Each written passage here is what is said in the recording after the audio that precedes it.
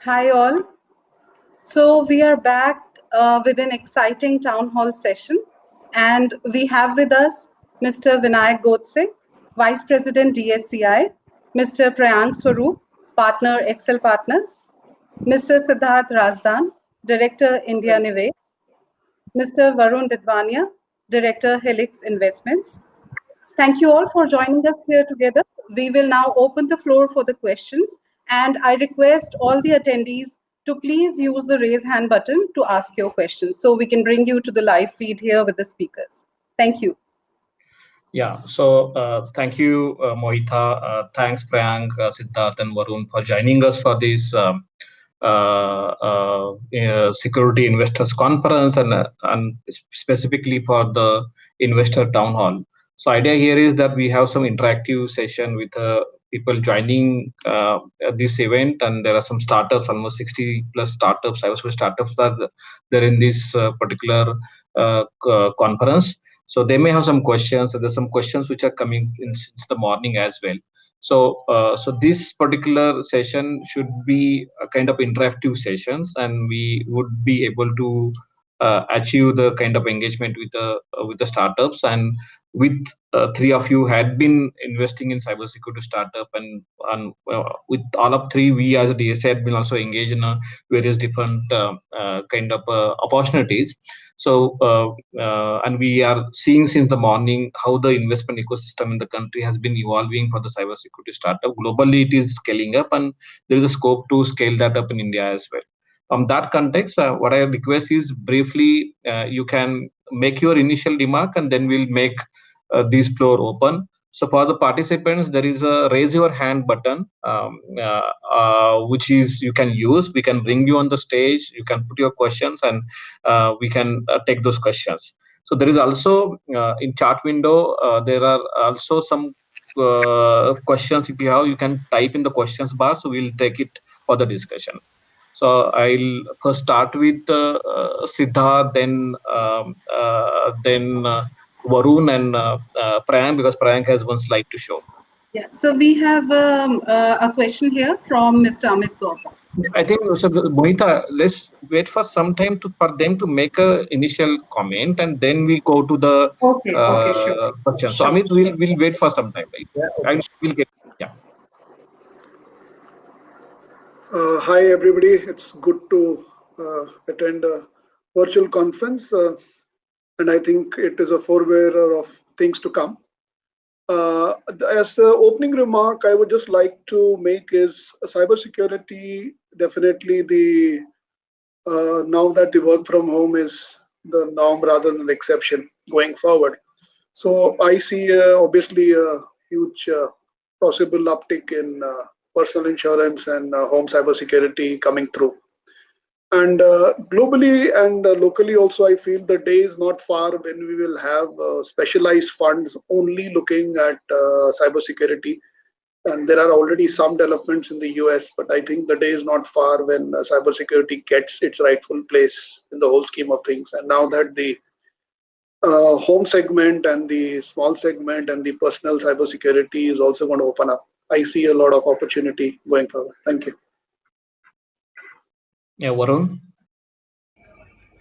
Hi, everyone. Thank you so much for having me here on this conference. Just as a quick summary, in terms of my opening remarks, as an investor and having some experience of investing in cybersecurity business, I think cybersecurity as an area is definitely very exciting. It is a very small part of the overall IT market today, but growing very rapidly. What excites us as investors when we are investing in or at least evaluating businesses within cybersecurity is, when you look at any industry, you look for some fundamental, characteristics that mean, that your investment would be a good investment. And when we I think the proof of the pudding is always in eating it. And when we spoke with actual customers who consume these services, we realized that you always have your perception, but when you talk to industry participants, especially the customers, you realize how different your perception is. That's true for any other investment, but in cybersecurity, we realized cybersecurity as a percentage of the overall IT budget used to be such a tiny percentage just a few years back. People told us out of their overall IT budgets, they were spending as low as 1 to 3% only in cybersecurity till a few years back, which has now changed to as high as 20 to 40%. That was a huge revelation for us, amongst many other things that we talk about maybe as part of the Q&A session. But as people are as enterprises, both small and large, are adopting newer and newer technologies, we keep hearing these buzzwords like SMAC, and now you have AI and ML as well. So as enterprises are adopting newer technologies, we feel and we've come to realize that there are newer cybersecurity challenges as well. So someone needs to address all of that. Customers have been very open about admitting that despite having IT teams at their disposal, having mid to large size companies do have some form of IT teams internally, but they are hugely incapable of handling these new age challenges that you have to address at a very, very fast pace. And then there are several other ancillary areas, right from doing assessment, certifications, audits, those kind of things, to even responding to a crisis situation when there's an actual breach. So you can't have all of these capabilities in an organization, however large it is. So external support, therefore, is essential, and I think that is what excited us the most about this industry, and that's how we ended up making an investment with a like-minded business and entrepreneur. So I think I'll take a pause here and I'll let others come in. Yeah, Priyank. Hi everyone. Great to be chatting to all of you, and thanks for having me at the conference. I just wanted to quickly introduce a little bit about Accel and what Accel has been doing in security in India and security globally. And the interesting bit is that I personally just invested in a startup in privileged access management roughly a month back from Chennai. So that was my first security investment in India. But we have invested in a lot of other security companies in India in the past. I'll just quickly share. So just quickly, Accel has been investing across the world now for over 35 years. And we have offices in the Valley, in London, and in India. And majority of the time we do seed, Series A and Series B investments. We also have a growth fund which does pre-IPO investments also. But as you can see, we have a fairly large portfolio, and specifically to if you look at cybersecurity, Accel has been quite active. So in the last 5 years, we have made now close to 30 investments. The slide is a little dated, and lucky for us, a couple of our companies have won IPO last year, like CrowdStrike, and a bunch of them have been acquired as well.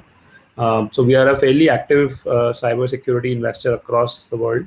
And some of the more recent investments you might have heard of are SNCC, which is in DevSecOps, as well as Chain Analysis, which is in blockchain investing, blockchain security analysis as well. We continue to invest across all areas of cybersecurity. On the product side, I think during the conference, there was a lot of questions around investing in services or product. I think predominantly we tend to invest in product companies. However, a lot of our product companies tend to have a fairly large services arm as well. And we think that security services or services, professional services, are part of a cybersecurity product company go well hand in hand. But I think the initial take always has to be starting off from a product angle. So that's a quick overview of Axel and about me, and happy to answer any or take any questions. Sorry. Yeah. Yeah. So now floor is open. You can raise your hand and we can get you in the conference. I think Aditya was the first to raise the hand. Mohita, can we get? So we have with us Rohit. Yeah, Rohit. Yes, Rohit. Yeah, hello everyone. Hello. Yes, we can hear you. Please Yeah, ask we your can hear question. you. Yeah, We are not able to hello hear you, everyone. Rohit. Yeah, hello. Yeah, I'm audible. Go ahead. Ask your question. Yes. Yeah. Yeah, actually, I have a question regarding the 5G and IoT, in which, as a globally, we are moving in 5G and IoT. Okay, so in 5G and IoT, we will have a more dependency on the sensor, and maybe in the privacy point of view, we have a less command. Even everything will be out of control in the terms of privacy. So, do we have any globally framework or standard to secure this IoT and 5G? And are we working for that? Because as per my understanding, there is no any standard framework for IoT, because it is totally sensor based and everything will be connected based on the 5G in future, in near future even. I'm not talking about India only. I'm talking about globally, like US and China. They are Yeah. in more race in 5G and IoT. Yeah, so I think this is a good, interesting question. I also mentioned in my presentation now the new use cases in SCADA IoT which are coming in. So would there be an interest to look at this kind of a deep technology, non-financial, non-technology segment, which is catering largely to the oil energy kind of companies? A good question first question to take.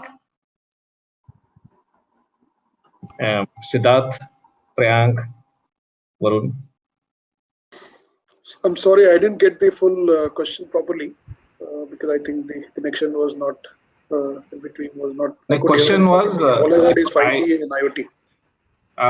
what I get is so the IoT and those areas are now emerging as an important area for cybersecurity. If I get that question well, because connectivity was a big problem for me as well.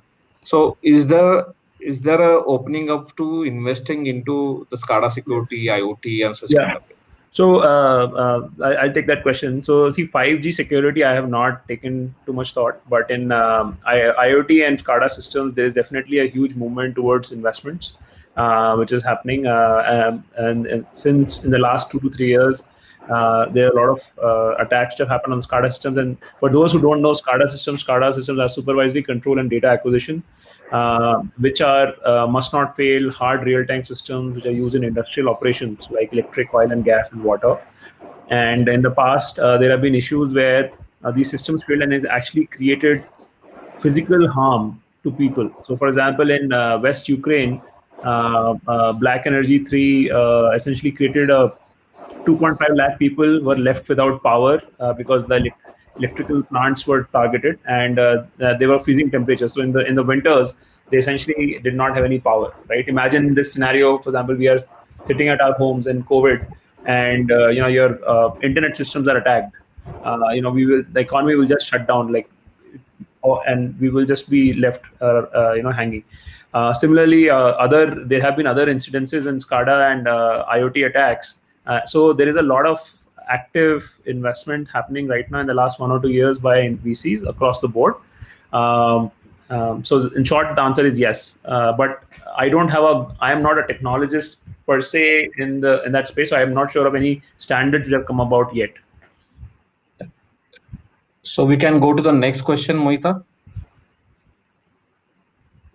Yes, sir. Santosh, can you please allow the next question? Raise hand. I think Mr. Amit Gopa is there. Chief. Yeah, hi. Can you guys hear me?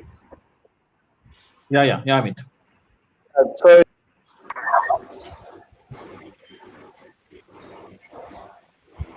Go ahead, Amit. Yeah, I think Santosh, So we have another attendee with us. Hello. but it's changing Mohita. Hello. Yeah. Yeah, Yeah, Aditya, go we are here. ahead. So hi, Brian. This question is for you. Yeah. The person dropped out. So we also have few questions in the chat window. Just a second. So there is a question from Mr. Kanak. He's asking how do investors look towards the quantum technology and AI in cybersecurity products being developed? Yeah, anybody, Varun or Siddharth would like to take it? Yeah. Okay. Anybody else? Otherwise, I'll go ahead. Yeah, Yeah, please okay. go ahead. I'll just add. Yeah. So, See. quantum technology definitely will be something which will attract. So, see, the previous question also, like when we are talking about IoT, we're talking about smart homes and we're talking about SCADA. So, all these technologies are evolving very, very fast. The world is shrinking in that sense. Internet is probably the only thing which is not getting tariffs. So all these technologies are evolving very rapidly, and I believe there is already a lot of interest. And but having said that, there will need to be a lot of interface and protocols and standards which are yet to emerge globally in these things. I think the standards of these are still under evolution. Yeah, Priyank. Yeah, I think the question actually has two parts. One is in quantum technology, and the other is in AI. See, AI, anyways, you will see everybody is investing in already. So if you look at CrowdStrike, if you look at even companies 5 to 6 years old which are existing in the space, all of them are using AI right now. So I think if you are a startup in cybersecurity and you are not using AI today, it is going to be very tough for you to raise capital. I think your product is fundamentally flawed then, right? So there's so much of big data available, but it depends really also on the segment you are in. So I don't think you need AI for identity and governance, but probably you need AI for endpoint protection, right? Because you need to identify the patterns, right? So just on the AI part, I think it is supremely important. I definitely look at trying to figure out whether the company is using AI. What is the barrier to entry over there? So that's on the AI side. On quantum computing, today the world, quantum computing. What do we mean by quantum technology in cybersecurity? Today, everything is quantum cryptography, and quantum cryptography essentially it's all about the keys, right? So people are doing right now device-based endpoint protection, and embedding them into routers. So people, that layer, how to make it practical and how to make it applicable everywhere is very, very early right now. I have spoken to startups, a few startups. There are, I think, only a handful of startups in India in quantum. I've spoken to a few of them, but I think the commercial applications are still probably 1 or 2 years away. And the big problem there is that if you need to have a support of a Cisco, or you need to have a support of some of the network layer people to be able to use it. Quantum computing, otherwise directly into the cryptography side and having applications, maybe vaulting, it might work. But I haven't seen anything come up there yet.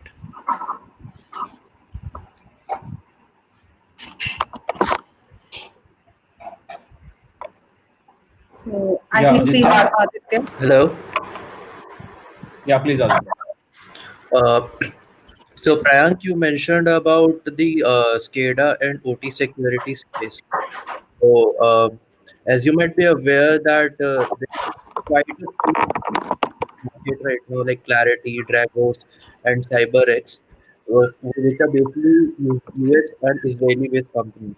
Right. One of the major criteria that these companies have been successful is that they have been able to invest a lot in their R&D because of the government support from Israel and US and all the agencies around the US power sector, the water treatment.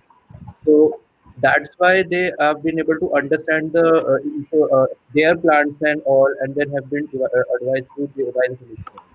So So for myself, I've done an internship at IIT Kanpur at the National Center of Interdisciplinary Center over there.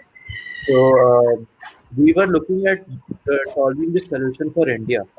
And some of the roadblocks that I have hit right now is that cycle will be very long for us because of the RFP process in the public sector utilities and water treatment facilities. Yeah.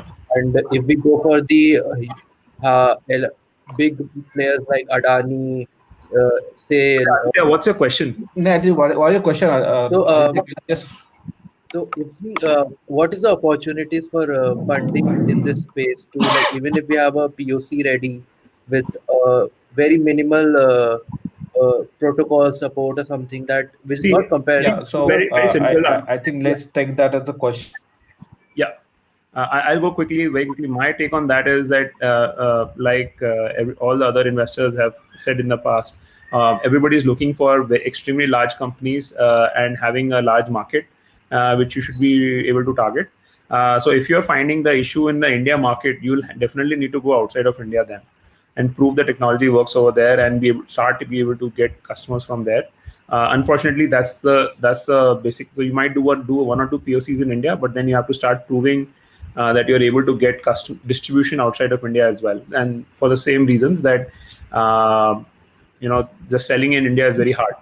Having said that, I think DSCI is a great channel to a lot of government contracts. I think maybe Vinayak can help, and they can put you in front of some of these contracts, and they bring a certain amount of what I would say credibility when you're talking to some of these organizations.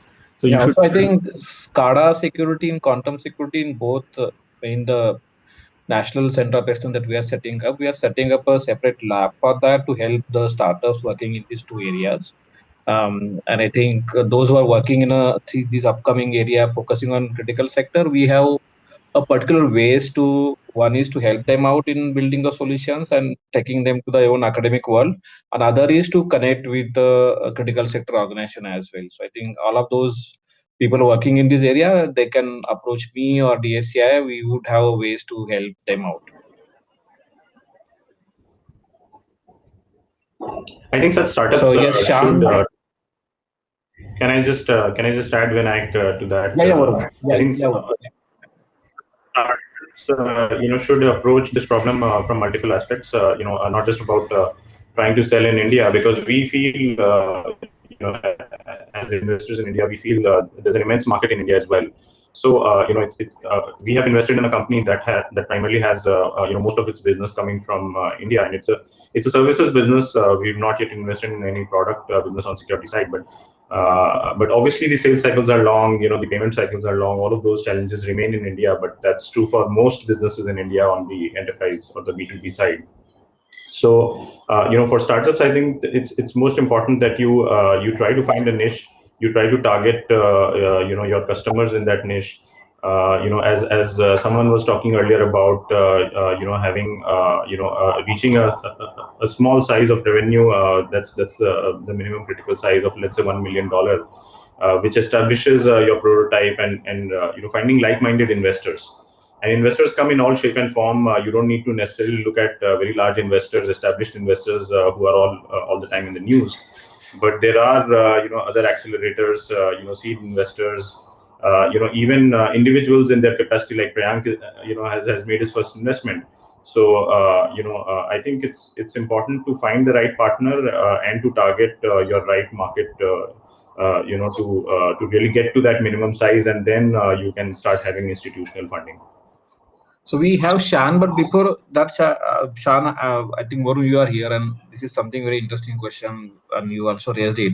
So you had gone ahead and investing into services company. I mean, usual norm and convention is that usually startups looks at the investment. So what it makes to invest into services company than a typical convention, typical larger VC looks at the product? Sure, it's a question we keep getting all the time. When it comes to investing in services businesses, we are very excited. We continue to remain excited. I think you have to also look at what segment of the market you're really targeting. As investors, most investors are trying to make very high return on their capital because perhaps they are trying to offset some of the losses from investments that won't be successful. So, we are not trying to follow that multi-bagger approach. We are medium to growth stage investors. We invest in companies when they are beyond all of the early stage risks. So there's a very high probability, or let's say there's a low probability of the business going completely south, and you losing your capital as well. So, we feel India market is a huge market when it comes to services. So therefore, services excite us. We invested in a company that was growing at 40%, annually, or let's say between 30 and 40% annually. And that kind of growth you can never fund yourself from internal accruals. So for working capital, like we've been talking about the challenges of longer sales cycle and longer payment cycle, that means you have a lot of investment required in working capital for these businesses, not in product development, although we are doing that on the side. But the DNA of the company remains that of services, which is growing at a very fast pace. If you can provide these services, if you have to get your model right, you have to provide your services in a profitable manner, and if you can do that, then there's immense growth out there. Yeah. So I think we can get Shan. Shan, you can pose your question. I had put a question in this one, but you are already on the video. Can you put your question? Hey, this is Sean. Thanks a lot, Vinay. Are you able to hear me okay? Yeah, we are able to hear you. Cool, awesome. So this is for Priyank. So I was trying to understand two things from Priyank. So how Axel kind of very prolific investors looking at areas like compliance, which is really picking up really well, something like the process side of the cyber security. And the second question is mostly on the strategic side of the investments. All the investors look at every investment to pay off, either go public route or get acquired. So I think that ecosystem is still yet to happen in India with respect to cyber security. Either the cyber security startup should become part of other larger funded startups, or even it should become part of SIs, system integrators, Accentures, or even managed security services providers. So the strategic M&A aspects, that ecosystem is yet to happen in India. So I just want to hear Axel's standpoint or thoughts about evolving Indian cybersecurity ecosystem on this aspect, Priyank. Yeah, so two questions. Let me just answer them in that order. So one is basically identity, governance, and compliance. Those are three areas where we are very actively looking out for startups. And in product, maybe tools for service providers, essentially. And what we are starting to find is that there are definitely a lot of companies coming from India. And we have actually invested in one company in the governance side already. And starting to look at an identity. I told you I already invested in one identity company as well. Compliance, for example, compliance is starting to look at it from compliance for particular standards, or compliance for GDPR, or compliance for banking, financial institutions, so industry-wise as well. So I think that is a very ripe area right now. The time has come, and you will see globally the landscape for companies in these spaces. All the three spaces are starting to become extremely hot. I mean, in identity, we actually ended up investing $200 million as the first check in 1Password, which was the vaulting side. But similarly, there are a lot of other companies on zero trust as well. So I think the short answer is it's a very, very active area, not just for Axel, but a lot of other startups, a lot of other VCs in India and globally. And coming to the second question, see, I think M&A in cybersecurity will always happen. It's a very, very hot area. There are large acquirers globally. And you just saw, for example, Lucidus was invested by John Chambers from John Chambers, right? So if you have a good product, I mean, then you will always find either platforms like Palo Alto Networks or Cisco trying to invest or buy into your startup, or you will find Googles of the world, Amazons of the world trying to augment their cloud capabilities with your startup, or you will have even local companies starting to see, like for example, Dhruva, which was discussed in the morning, or Freshworks, for example, would look out to buy some of the companies. So M&A is a very core part of exit for most VCs in the cybersecurity world, and IPOs obviously are always there. So short answer is I don't see a reason, but in India you don't find enough acquisitions yet because majority of the startups are on the services side. So you will see acqui hires happening, but you will not see acquisitions happening as a product perspective. I think that's the gap. Thanks a lot, Priyank. So we have somebody in raise hand, Mohita. Yeah, Shan, can I request you to click on the leave button so that if we have any more questions, we can take those from the raise hand section. Hello. So I Shan, think yeah. So till time with us, Siddharth is here, and yeah. I have been working with him on some of the market, right? And he helped organization to look at the other market as well. So what will be your guidance, Siddharth, on in cybersecurity, because you also have experience working with the cybersecurity companies as well. So can you just throw light on some of the area that you take for the mentoring or even helping them to find the markets and even investment side? See, I'll just share my experience. So we are invested in FO. In fact, we are on a decent, significant minority stake. And as some of you may be aware, it's very specialized, primarily in homeland security using AI, and pretty much the. So to answer the M&A question, also partly, yes, we did receive offers from some of the top companies for a buyout. In fact, there was a very early stage when the company was very, very small. In fact, when we invested, and probably today it is around 10 times the size, which when we invested just 2.5, 3 years ago. So we received an offer from one of the big top 5 companies in India to buy out. So I think the key is pretty simple in this whole space is that do you have a niche and specialization? Some people do not, some VCs do not like specialization and all. But I think both on the investing side and the companies, cybersecurity being a very, very vast term, it is like talk. So, one is that do you have any specific industry, specific solutions? I think the world is moving towards specialization rather than generic security solutions. And I believe companies which have niche and a specialization, like today, INFO is a leader, even with any amount of resources and all, it will take any new incumbent as good as probably 2 years to get all the security clearances. So it's a niche, there is an entry barrier, and we have received a lot of interest. We are not looking at the exit at this point of time. But we believe that we can wait for value. So my sense is that key is that niche is the way going forward.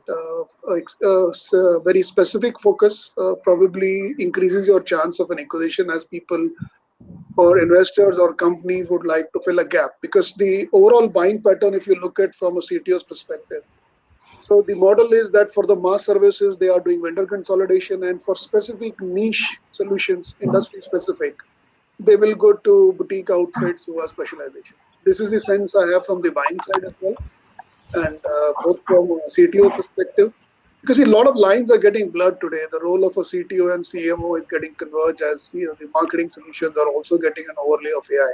So everything is shifting to real-time analytics rather than anything historical. So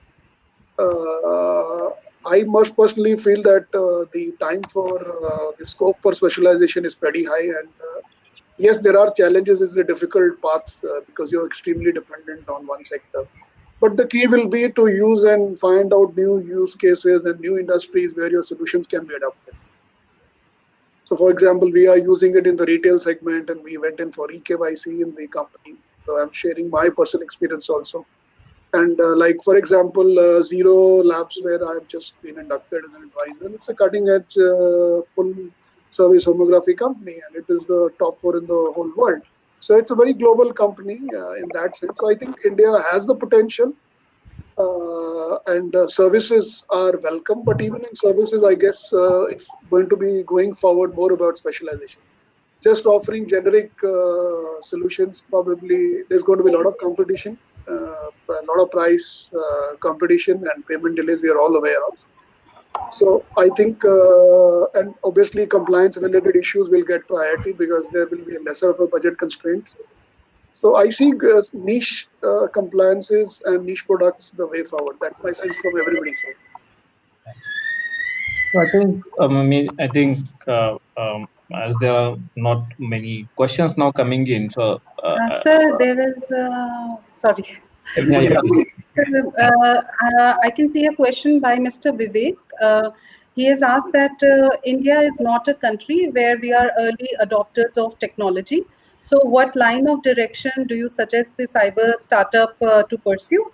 And as we are not early adopters, cyber startups cannot have windfall profits and global market grabbing. So is it wise to invest in Indian startups, Indian cyber startups? So it seems like coming from somebody working, somebody is trying to invest or something. But is it means like for the investor? This question is it is cyber is really it is across the globe, which I today morning tried to look at. Is the cyber really a kind of a area in Indian context for the investment? Is eligible for investment? Is coming to the age or coming has it arrived?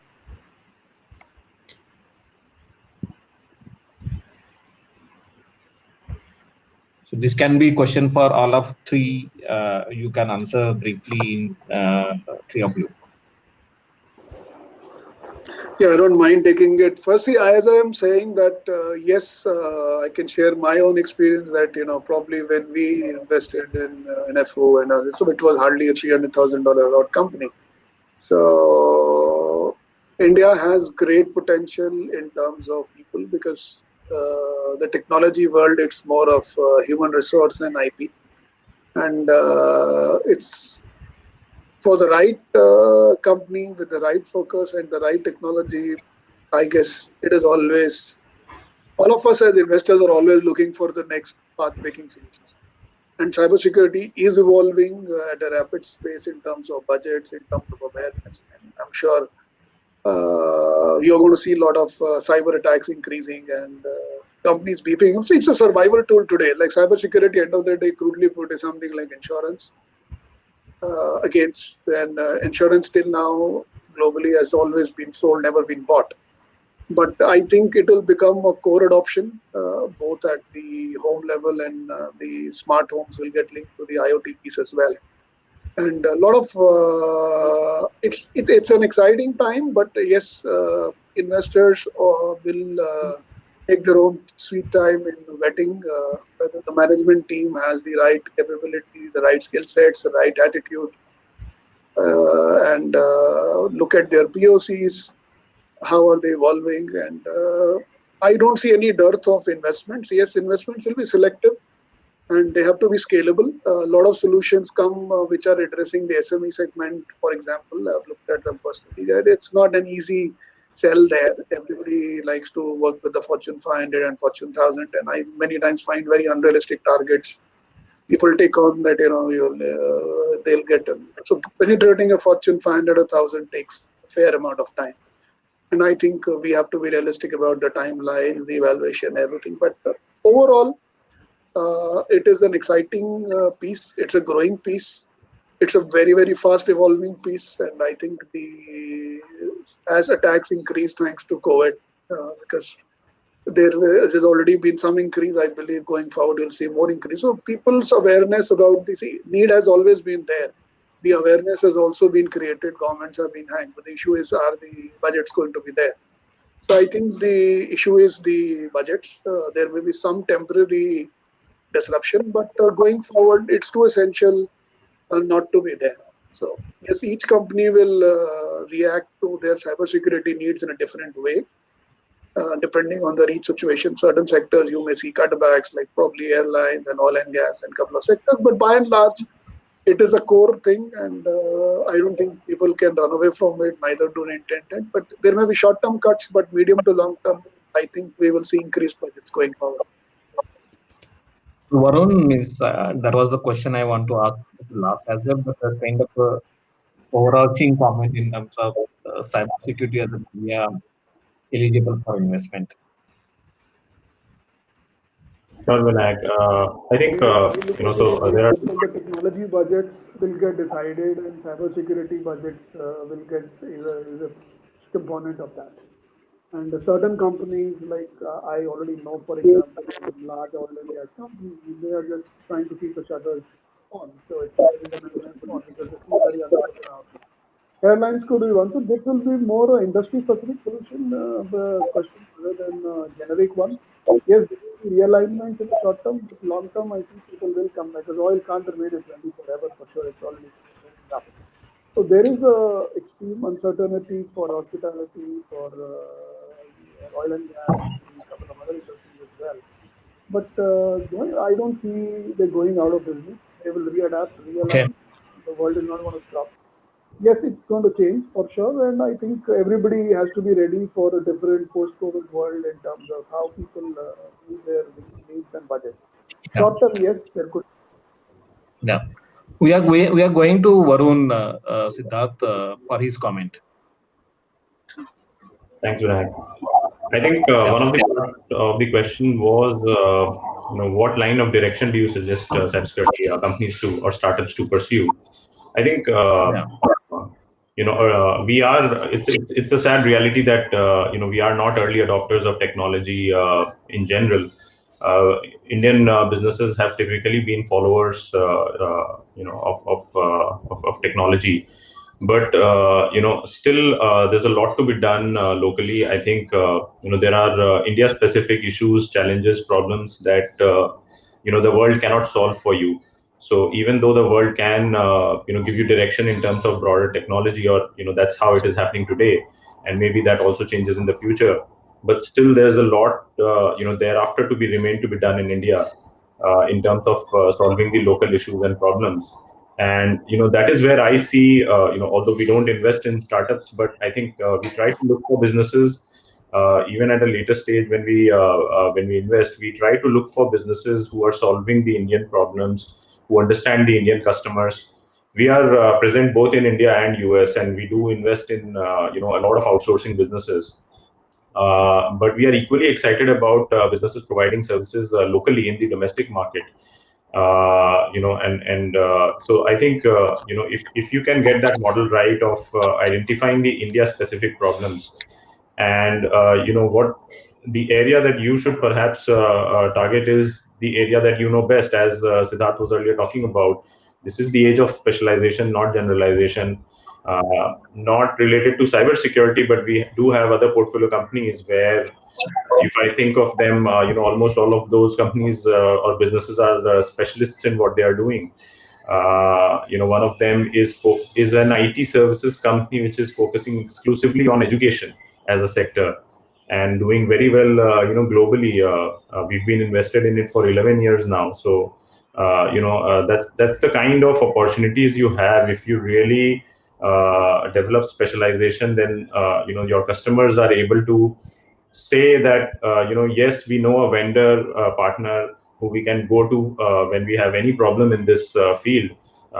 You need to make yourself a reliable partner, a highly technically superior partner, who come to your customers top of mind when they face any sort of challenge. And that is what's happening with our India customers in the cybersecurity investment that we've done. We had the founder also in the previous panel, KK Mukhi, from the company.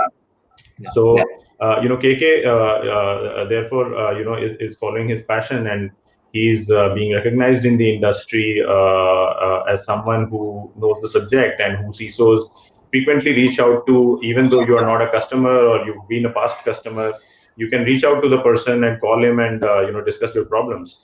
So it's that sort of an ecosystem that you should create when you're looking to create a business. Yeah. So Priyank, I think your last comment, and then probably we'll reach out to the conclusion of this. I think we are starting to see a lot more security startups happening. To be honest, I started covering Indian security startups some 3 years ago, and DSCI was the first stop where I started looking at security startups. And to be honest, it takes investors some sort of subject matter expertise to understand how to invest in security startups, right? And these kind of forums are very useful and helpful for doing those. We are just like India started off with a large number of service and system integrators, and then evolved into a lot of SaaS companies and software companies coming out of India. I am starting to see that inflection point same in security as well, where you have a lot of services companies, people working for large cybersecurity companies in India, and now coming out and saying, hey, we can do this on our own, and because that technology know-how is there. The only place I think we are lacking today, so I don't think we have any shortage of talent and understanding of subject matter. The only thing we don't have today is how to sell in large markets internationally.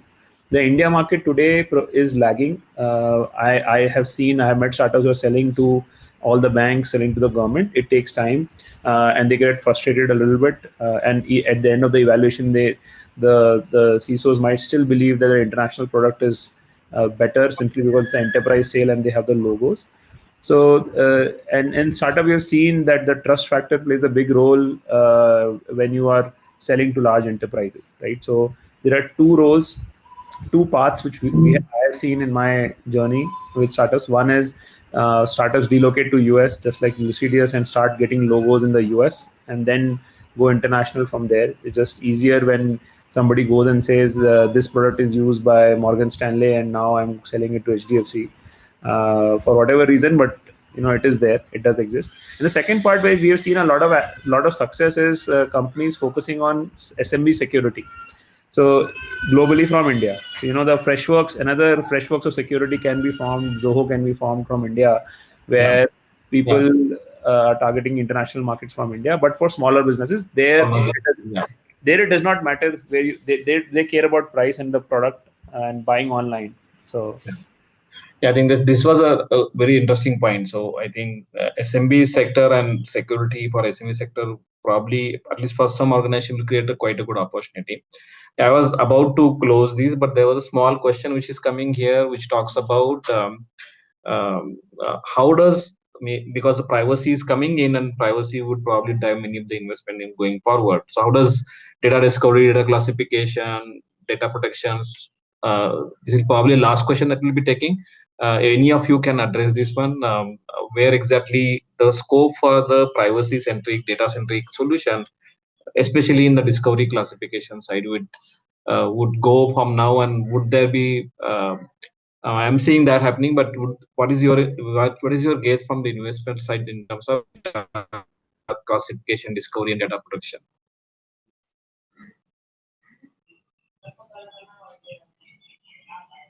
Anybody, Varun or Priyank? I couldn't hear the question properly. Could you quickly repeat it?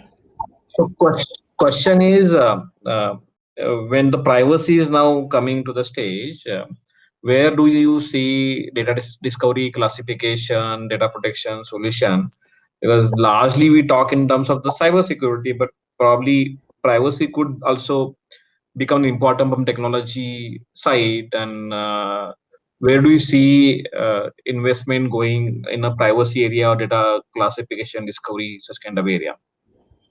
We are already seeing that, Vinayak. I think cybersecurity obviously is an important area, but data privacy is an equally important and relevant field today.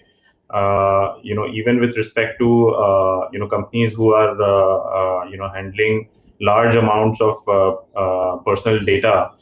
It could be a credit card company, it could be a bank, it could be even your online retailers. So all of these companies are vulnerable to external environment, and therefore unwillingly, unknowingly, they are exposing personal data, which is highly critical data of their own customers out in the open. So there have been so many breaches where the breaches we are not looking for actually any sort of ransom or anything, but just we're interested in breaching the privacy and putting out the entire data in the open. So therefore, I think there's no doubt that privacy is as critical as cybersecurity. Just as a quick remark. Yeah, I think, and this is a dynamic landscape, right? So we had Aadhaar, and people were like, yeah, Aadhaar has got hacked. Now we have contact tracing apps because of COVID, and Google and Apple have announced that they're going to do contact tracing availability on Apple phones and people are already talking about what is the privacy around that. Then, so you know who I was talking to and all this. You have issues around Zoom getting hacked, right? Zoom bombing becoming so. I think the privacy question is a like. New vectors are getting added, right? As on the consumer side, we are adopting new technologies, new devices. Half the time I'm worried whether my Echo device and Siri devices are listening into whatever I'm talking about. And the popular example is we talk to my wife about we should go for a dinner restaurant somewhere, and then I start seeing Zomato ads showing up the other restaurants nearby our house. So I think that is a very, very fair question. There is privacy. Some part of privacy is solved by legislation. Some part of privacy is solved by individual tools. And I think we are always looking to invest in those areas as well. So. Yeah, I think just to add to that, I think we probably try to cover significant ground, although, but I believe this is probably beginning of the conversation. By putting this conference, what we thought about is means as a DSI, we discussed a lot on the technology practices. We bring a lot of kind of community together, but probably first time we thought about the idea of bringing investor together for an interaction and engagement and probably deliberation on what could we all do together to create an investment ecosystem. Means by putting the COEs here in Delhi and other parts of the India, we also have created quite a good academic network as well. So we have almost 20 universities, or top universities, are part of our ecosystem. We are looking at the research they have been trying to do in the cybersecurity space. We are also trying to look at from the university side, kind of a research um, uh, um, network as well, from working with the key professors in the country. But the investment means we have seen quite significant development in the investment side as well. But probably this was an attempt to bring that as a central part of the discussion, and that's why the concept of this security investors conference came into picture.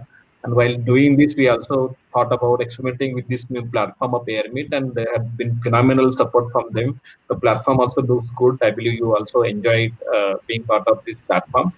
But more importantly, your contribution, you are helping us to the startups to guide the way the investment works in. So thank you very much, Priyank, for